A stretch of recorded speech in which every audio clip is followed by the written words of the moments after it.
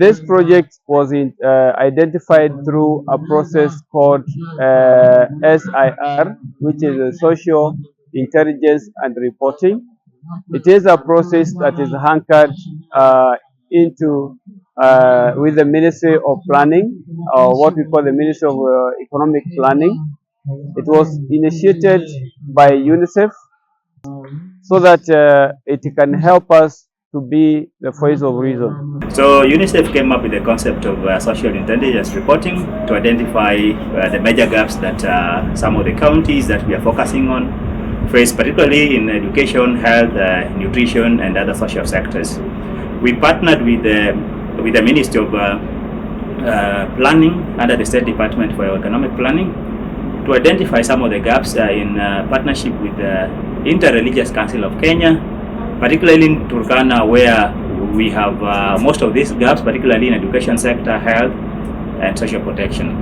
We've had one borehole where when people go to take water during break time, they scramble for that water, and we were requesting the issues of solarization of that water to various points such that the people can get water from those various points in the shortest time possible and go back to classes.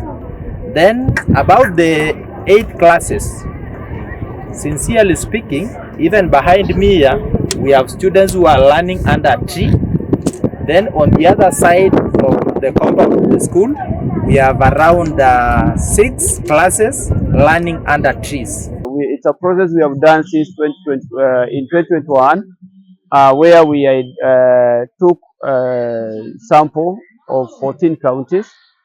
Kilifi County was one of them, and during that time, Jila Primary School, among other schools, were visited.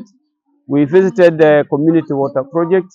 We visited the health facilities within Ganze, and during that time, the needs of schools were identified, and from there, IRCK took it upon itself to seek for donors, to seek for partnership that will help in bridging the gaps. We call it closing the gaps identified during SIR process. We are excited at the partnership with Inter-Religious Council of Kenya, especially for the intervention of closing some gaps within the education section. In Turkana County, basically, some of the challenges that we have is inadequate infrastructure in terms of classes, the equipping of those classes, so we have insufficient desks, the workforce in terms of the teachers, as well as access to clean water within the institutions. Chanzo chake ni mwaka wa 2021 ambapo tulifanya research kidogo ambayo tuliangalia maeneo ya elimu, maeneo ya afya. So how we are here is because after identifying the needs, IRCK walked a journey to look for partnership, and we got a partner called Church of Jesus Christ, who is willing to work with us to ensure that we construct classrooms, which we found as a major gap with the school.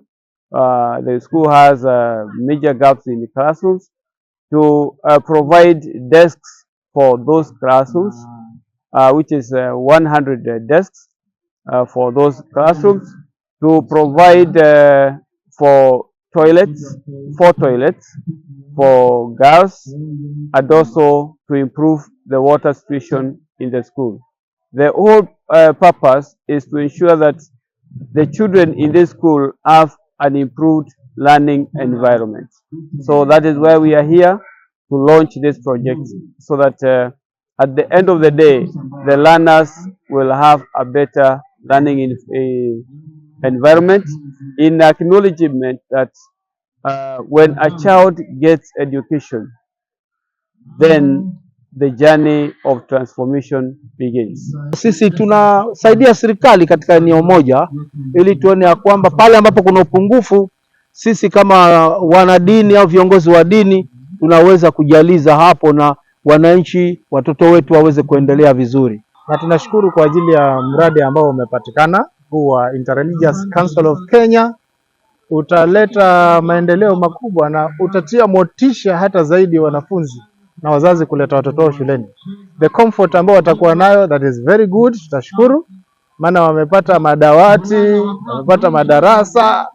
So tunashukuru, maana katika madarasa mengine the children have been very congested. Wamekuwa wakikaa na vile ni sehemu ambayo iko na joto, wamekuwa wakiteseka sana. Lakini huu mradi vile umekuja, najua utasaidia kufanya watoto wasome wakiwa huru darasani, si kwa wingi kwa kubofeana. So we are very grateful for that. So immediately this project is completed, we believe we will be the happiest school, because those students will move from those trees into those classes, and at least the concentration of those learners will be more than it is now. As a government, we are here to collaborate to make sure that this project succeeds. We have our role as a department, we have their role as a partner, as a facilitator, to make sure that we have all these classes by July, God willing, and we shall have a very standard classrooms as expected of them. So this project will assist us in ensuring that the thousands of children who are learning here get an environment, a good environment to learn, and it will also assure us that all those learners who are in the streets, who are loitering out, who are not come to school, will come to school because there is a space for them here in the school. I want to thank Interreligious Council of Kenya. Wamekuja hadi Turkana, Lodwar, Turkana Central, wanatujengea madarasa 8, wanatuwekea desks 160, na pia wanatujengea choo za walimu na za wanafunzi. Mimi kwa niaba ya Kanamkemer, walimu wote sisi tunashukuru. Hii ni baraka na sisi tutaendelea mbele. Hata sasa ukienda kwa darasa, you have a free space, you can teach very well. So I want to thank this group. May God bless them and may they continue doing better and better things for other people. Thank you so much.